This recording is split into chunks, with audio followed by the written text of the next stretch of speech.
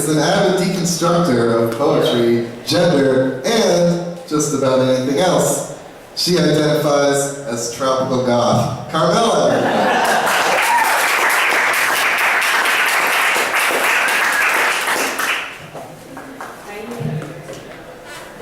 Is that okay? Yes. All right. This is from a long poem that, sorry, Jose and Jason, you know it, you've read it, called Bad Object Choice. Object choice is a psychoanalytic term for like who you choose to obsess over. And this is a conversation between someone like myself and the Golden Gate Bridge.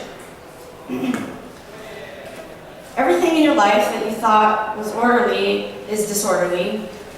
Don't eat cheese when you're sick. Hike. The gay mother may I is sick. Sex is sick. Your grandmother never learned to drive, swim, or ride a bicycle. Now you're afraid of parallel parking. Imagine that Madonna was your mother. Imagine the ceiling lights in the hospital where Madonna birthed you. You're the great micromanager. You're Simba from Disney's The Lion King, and you're Nala too. You have responsibilities. You have life problems. You're a grown-ass adult. The bell stopped ringing, and now you must rely on a watch. Watch out for all the bitches who try to eat your lunch, but remember you need the bitches to look out for you, even when you're dead in heaven. It's a good thing I know what an abecedarian is. Good thing I know how to hunt. No, I don't actually know anything about that at all. Don't touch the electric third rail, please. It's a good day when I'm not wasted all the time. I wonder how you feel being a death magnet and all. Do you feel like God fucked you over? Perhaps he owes you a favor. I look to him to remind me that I shouldn't judge you, because we all know who the ultimate judge is. I'm pointing upward. Maybe you're the reason why I feel depleted. One day somebody will notice me and take me shopping for stretch cotton dresses at American Apparel. Going on a date with you would be no different than going on a date with anyone. I don't like new people, they're an energy drain.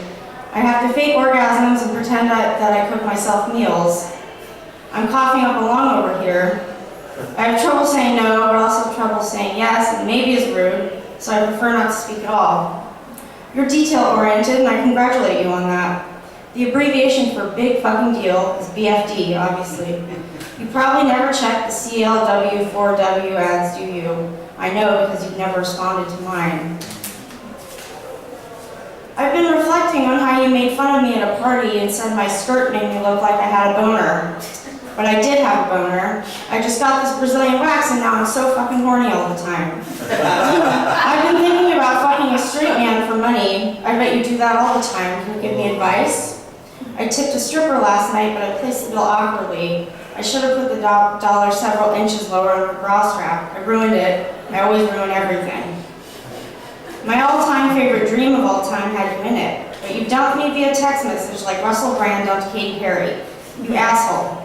I wonder how it feels to be a monument like you, to be worshipped for my beauty and engineering, but actually I know how that feels, because I am a hot fucking bitch, despite my negative mental attitude.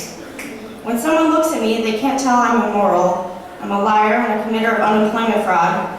I'm applying for disability so that I can devote my life to the full-time study of you. Damn, you look good when those bright white clouds surround you. I feel compelled to talk when I take prescription stimulants, so I take them non-stop. That fruit salad gave me a UTI. I'm an aspiring sugar baby because being a hooker requires business skills. I'm beginning to fear that I may someday become a straight lady, and I'm writing a book on them called Straight Girl. The most sexist thing a man can do is ask a woman to smile. A man asked me to look him in the eye. I finally figured out that I could say no.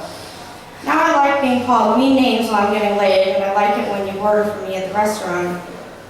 You are the genderqueerest thing there is, and you are a thing because you are a bridge. And I've been talking to you as if you were a person for a while now, because I am an insane person. This is an aside called Straight Girl. Straight Girl is a little cuckoo. She likes having sex with dudes. Straight Girl is a little bold. Sometimes it's cold out and she doesn't wear tights, and then she is a cold girl. Straight Girl is proud of her family. They are artists and professors, curators and collectors. She has a dog whose name is an adjective. She likes the sun. She likes to be tan. She's a man-eater. She's a bit of a man-hater. She drinks a lot of bubble tea. She likes to listen to 90s music in her car. She knows many Mariah Carey songs by heart. She's BFF with her mom, and they go shopping together for lingerie. And she calls movies films, she goes to poetry reading, and sometimes get crushes on dude poets. She knows that orcas are intelligent, and she knows the average lifespan of a seal. Rick Owens is her favorite designer. She gets wasted on mimosas on the beach. If there's no fancy coffee to be had, she will settle for watery hotel lobby coffee. She can't go to Sephora because she will probably spend half her paycheck. She earns a paycheck. She knows some words that don't exist in English, like the German term for being embarrassed for someone else, or the Chinese word for the color of dragon scales.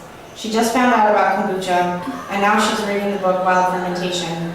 There are some things that she thinks are cool, but she would never tell anyone, like farming, baking, spanking during sex, Hello Kitty butt plugs in general, the Prairie Home Companion, petting zoos, lesbian movies set in Victorian England based on Sarah Waters novels, lesbian movies in general, B-list award shows, electrical engineering. She's fascinated by gay male culture, reads books on gay sex cruising in the 60s, local LGBT history, likes arachnids, agnosticism, famous atheist authors throughout history, pyromania, Joan Baez, Joni Mitchell, Amy Lou Paris, seersucker, candy necklaces, the waltz, and multiple personality disorder, now known as dissociative identity disorder. She does not have a problem with a persistent feeling of emptiness.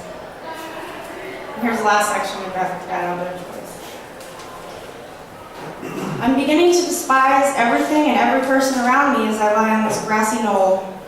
I want to dispose of all the people who make me feel like a failed ballet dancer in a ballet movie starring some celebrities with lengthy dance sequences, where the girl from the bad neighborhood with the shitty feet gets a chance at stardom, where the costumes date the movie to '98 and the music to 1996, with a goth supporting actress before goth was cool, where really it's an allegory for queer disabled veterans' position in society, and femininity can be deconstructed and reconstituted into a more instant pudding type mix. My ex said the mixing on Joan Baez's first record was all wrong. You can't hear that she's an incredible guitarist. I should have known when the first song on my mixtape was Silver Dagger that our relationship would be miserable. It's like that damn Supreme song, You Just Keep Me Hanging On, and now our heart is dangle of another maid you've loved and wronged.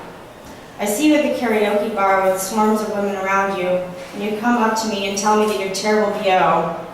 And I sing, you said you caught me because you want me, and one day you let me go, you try to give away a keeper. And I tell you about when we were in the car listening to Patti Smith's Free Money, and you told me it made you cry. I couldn't possibly conceive of why. I just stared at the waves on the beach and imagined the landscape slowly becoming animated, like claymation or CG, or some hybrid form of puppets in CG. I'm not talking about puppets as a metaphor. I actually took puppeteering classes with a woman who studied with Jim Henson.